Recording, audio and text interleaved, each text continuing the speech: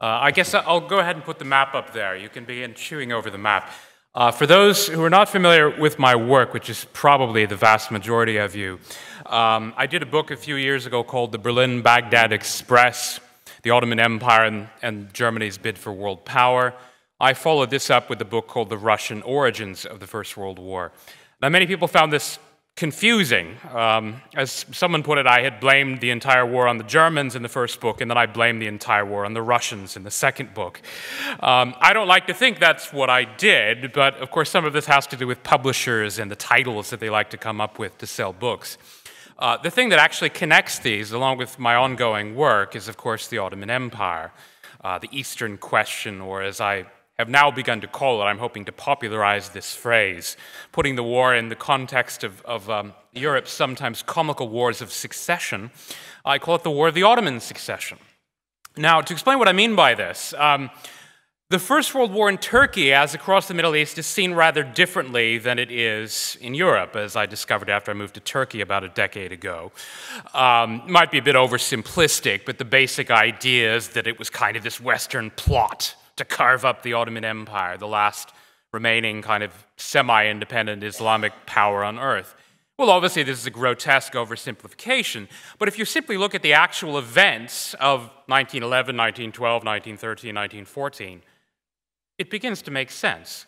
I mean, after all, the first crisis, which begat all of the other crises, came with Italy's invasion of Tripoli and Cyrenaica, with some rather brutal fighting in the Benghazi suburbs, with kind of echoes of events of the past several years.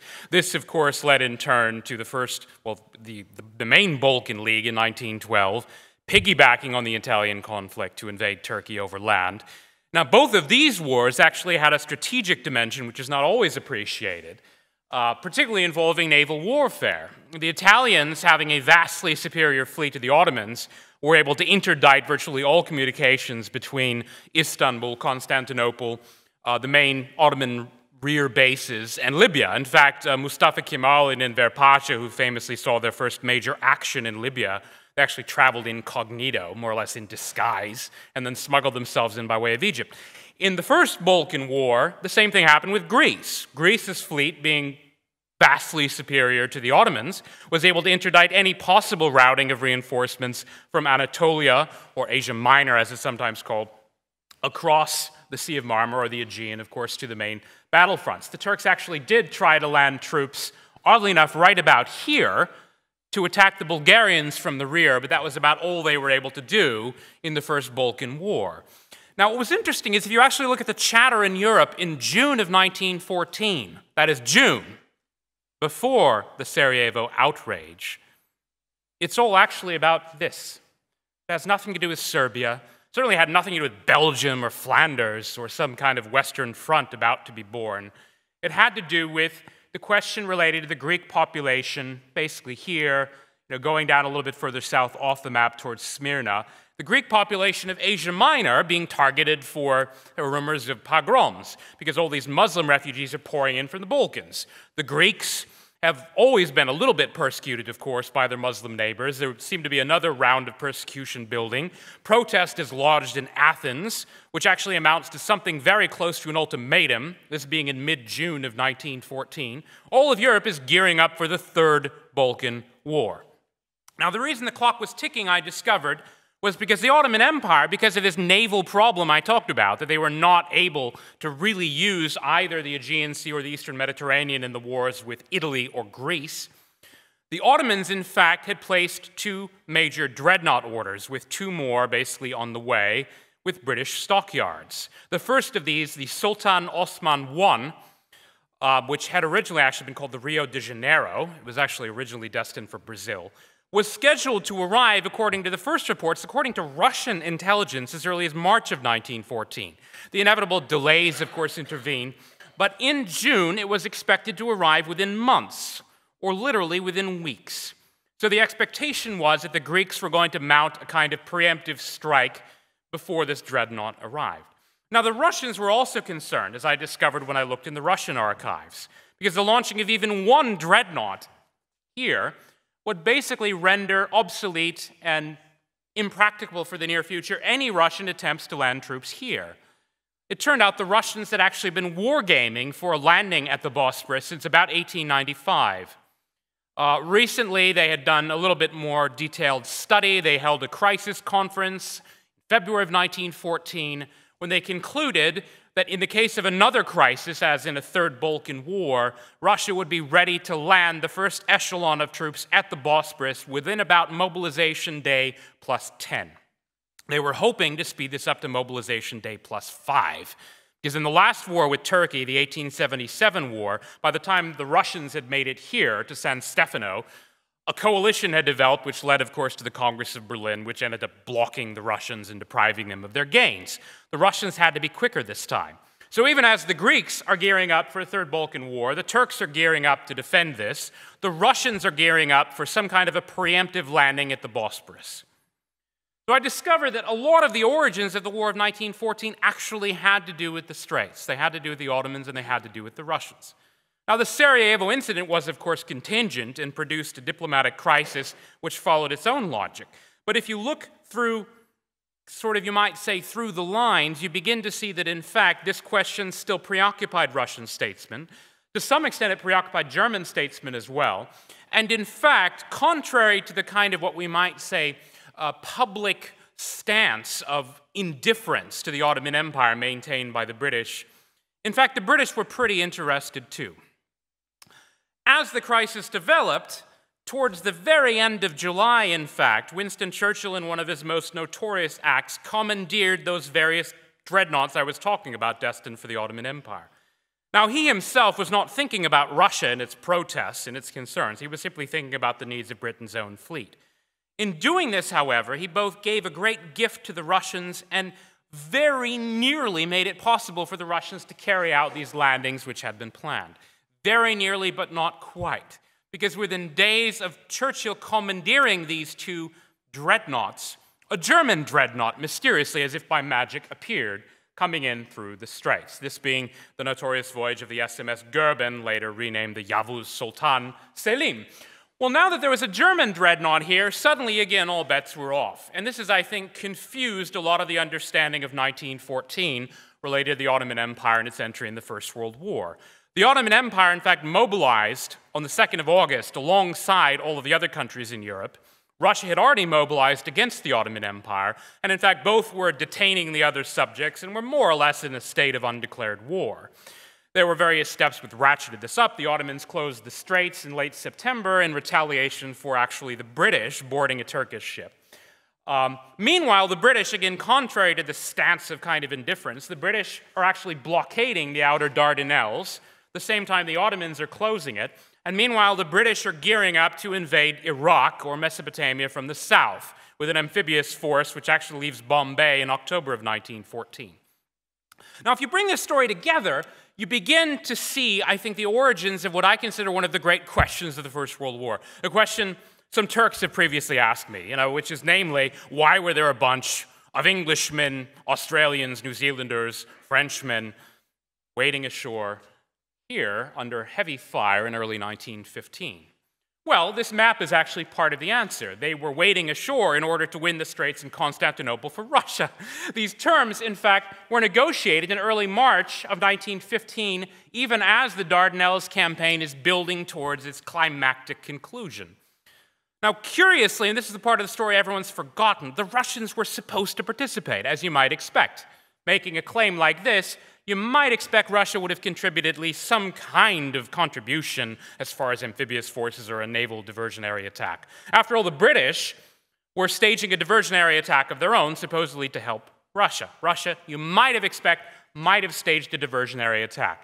Now, the Russian excuse for inaction was basically that this Goeben, this German dreadnought that I mentioned, is actually patrolling the Black Sea and kind of staging these scare-bys, up by Sevastopol and Odessa, Novorossiysk. That's the Russian excuse. But interestingly, if you look very closely at the British files, you will see the British forgot about this later for mysterious reasons. I think to do with pity after the Russian Revolution, maybe a little bit of guilt mixed in for not having given refuge to the Tsar. But if you look at the middle of March 1915, the very climactic stage of the Dardanelles campaign, right before the climactic battle at the Narrows on the 18th of March, there's an interesting conversation between Hamilton and Kitchener. Hamilton has just been called in, out of the blue as it were, and asked what his plan is. That is, if we break through here, where will you land troops? Kitchener asks him. Hamilton hasn't the faintest clue. He thinks, well, I don't know, maybe here? We'll land them here, we'll cut the Turks off before they get to the Catalja lines, and then we'll seize Constantinople. Kitchener says, no, you won't. You are going to land them here. Üsküdar, or as we call it today, Kadıköy, the Asian shore of the Bosporus. Why should I land there? Hamilton asked Kitchener. Because there you'll meet up with the Russians, he says. 48,000 Russians were supposed to land up here at Beykoz, meet up with the British, and then descend on the city. The city was, in fact, supposed to be divided between the British, French, and Russians. The Russians there were to get all of the rest of this. So again, you might expect that the Russians would be willing to show up to claim essentially the greatest prize of the First World War. Well, interestingly, the Russians did show up, kind of. On the 25th of April, even as these troops are waiting ashore here at Cape Helles, across the Asian side near ancient Troy, that being mostly the French, of course, the Anzac Cove, where the Australian and New Zealand troops landed famously on the wrong beach, the Russians showed up and they fired off about a half-dozen shells as a diversionary attack on the Bosporus. They then disappeared for another 6 days, and they came back and they fired 161 shells. And they did apparently do some damage to one fortress. And then they said, now we are ready to land 40,000 troops, but only if you break through into the Sea of Marmara and destroy Ottoman resistance. Now, in the defense of the Russians, they're undergoing their own crisis in 1915, the meltdown after the German breakthrough, which ultimately leads nearly to the collapse of the regime. Tsar Nicholas II famously takes over the armed forces command himself. What's interesting about this, though, is there is a sequel to this story, which is well known, but still, I think, ill understood. For most of 1916 and 17, the Ottomans were expecting the British to come back. Well, wouldn't you? They've just landed in force here. Yes, they withdrew, but after all, they still have an armada of ships in the Aegean. Oddly enough, as the British were flagellating themselves with these investigatory commissions to scapegoat people for the humiliation of this campaign, the Russians were actually stepping up their own plans into high gear, as I discovered. In eastern Turkey, I suppose if we can go forward to this, one of the next slides. Well, okay, we'll stick to this slide then. The Russians are sweeping all before them. They're building a railway along the Black Sea coast to Trabzon. They now have a special division called the Tsargradsky Division, which is supposed to spearhead the final amphibious assault on Constantinople. This was Admiral Kolchak's own idea. The Russians, meanwhile, have an ace in the hole. By the end of 1916, two things have changed very dramatically. One is that the SMS Goeben, the scourge of the Russian Black Sea Fleet, is now down for repairs. Its guns have been mounted on shore. It is essentially out of action. The Russians floated their first dreadnought earlier in 1916. That was the Imperatrica Maria. However, this one was sunk by an explosion. Not all the way to the bottom, but they were unable to basically retrieve it. It turned out to be not sabotage, it was just an explosion in the ammunition dump. However, the Catherine II, or the Yekaterina II, was now in fact operational as of the 30th of November 1916. So the final Russian plans were going ahead. Russia was waiting for the right weather conditions which were expected to prevail between the 14th of June and the 14th of August 1917. Amphibious forces were being assembled at Odessa, Sevastopol. All of the civilian and merchant vessels of the Black Sea were being commandeered for the operation, and the Russians were planning at long last to seize the great prize in 1917, which would have been the Annus Mirabilis for Russia. Now, interestingly, these plans, in fact, contrary to what you might expect, accelerated after the February Revolution, expressly because they offered a way everyone thought of giving a point to the First World War. With morale, with mutinies beginning to rumble through the armies, the politicians, including even deposed politicians, former chairman of the Council of Ministers Boris Sturmer, former Minister of Foreign Affairs Sergei Sazonov, were in fact participating together with the provisional government to forward these plans. They were all together, we might say, in a conspiracy to save Russia by seizing the greatest prize of the First World War. In early April of 1917, the very first reconnaissance probe showed up right about here, involving, believe it or not, even several primitive aircraft carriers and several small sorties of seaplanes to inspect the enemy defenses. This was just before a major crisis hit the provisional government over Russian Straits policy. This being the famous crisis which leads to the twilight of the liberals, the fall of Foreign Minister Milyukov and the cadets, along with Guchkov, the defense minister. Milyukov refused to renounce Russia's Straits ambitions, thus leading to the same cleavage inside the Russian left as you saw that very year in Germany over the question of imperialist war aims. Milyukov refused to buckle because, liberal though he was also a great Russian patriot, and as he put it to a friend, it would be absurd and criminal to forfeit greatest prize Russia could win in war in the name of some humanitarian ideal of international socialism. Why, that is, should Russia give up her prize? Well, Milyukov paid the price for his stubbornness. Interestingly, though, even after the fall of the liberals, even after Kerensky's emergence as the liminal figure trying to square the circle between imperialist war aims and a war for democracy on slightly more nebulous terms, even after this, there were 2 or even 3 last gasps of what I call the old Tsargrad spirit.